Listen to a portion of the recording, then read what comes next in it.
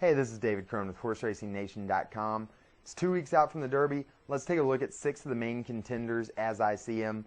We're going to start by talking about the favorites. Of course, that list is going to start with Escandarea. He is easily going to be the favorite in this race. He should be a big favorite in this race. This is a horse that won the Wood by 9 3/4 lengths. Before that, he won the Fountain of Youth by 8 1/2 lengths. Horses just don't win 2 major Derby preps like that. He's looked like the fastest horse on the trail. He's won by exorbitant amounts of lengths. He's a horse that's got 4 dirt starts, 4 wins by 26 3/4 combined lengths. He is a horse that doesn't really seem to have a lot of chinks in his armor. He's definitely the horse that deserves to be talked about as the top horse in this race.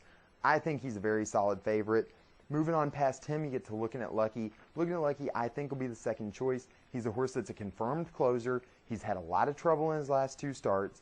In the Rebel and in the Santa Anita Derby, everybody saw him get in trouble in both of those races. He's obviously a talented racehorse. He's got 8 starts, 6 wins, a second and a third. He's definitely a huge contender in here. He's going to be the second choice, I think, and he probably deserves to be second choice.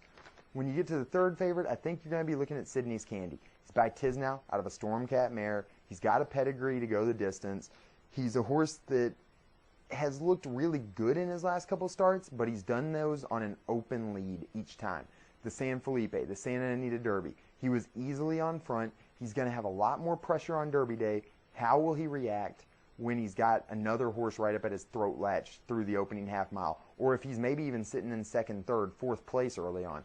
It's a question he's got to answer, and I don't love horses trying to answer questions like that in a 20-horse field going 1.25 miles. Past those 3, you start to get to more secondary contenders. I really don't know who's going to be fourth choice. If I was taking a guess right now, I think it's going to be Endorsement. He's the horse that's getting a lot of hype coming up to the race. He's a horse that ran really fast in the Sunland Derby. He's a nice horse. He's a really nice racehorse. He's got a huge pedigree. He's by Distorted Humor.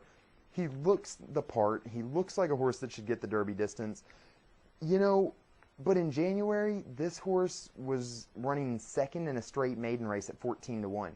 In February, he broke his maiden. Then in March, he won a grade 3, and now he's in the Derby. That is a horse that has been rushed into the race. I think a little bit like back to Dunkirk last year. Dunkirk ran in the Derby, kind of rushed to get there. Then he ran pretty poorly, got injured, never raced again. So I don't love these ultra lightly raced horses that are making this big a jump back to back, you know. And if he's going to be 4th or 5th choice, I think Endorsement might be a horse you want to steer clear of on Derby Day.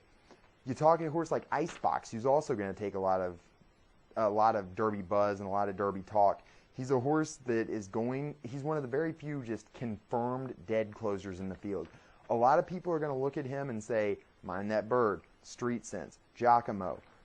There has been a little bit of a precedent lately for dead closers to get up on Derby Day, but you still have to think, this is a horse that's going to have a lot of traffic. He's a horse that hasn't run exceptionally fast, and, you know, the horse that also closed a lot in the Florida Derby with him just ran pretty poorly at Keeneland in the last week. So, I don't know. To me, Icebox looks like a horse with some flaws. He's going to be pretty short. People are looking for that dead closer, and he might kind of fit the bill, but I don't know if he really stacks up with the top few in here. To me, the horse that I kind of think is the interesting one right now is Awesome Act. Awesome Act ran a big race in the Gotham when he won that race easily. He then came back into the Wood, ran 3rd, but he threw a shoe early. He got a pretty tough trip. He never ever looked settled. He was under a stranglehold the entire way. He just never looked comfortable with the really slow pace in the Wood. He looked a lot more comfortable with the really fast pace in the Gotham. He should be getting much more of that fast pace when they come to Kentucky. So I think Awesome Act fits a lot better in this type of spot than he did in the Wood. I think he's going to make a big step back forward into here. I think he's a really live horse that might be the 5th or 6th choice.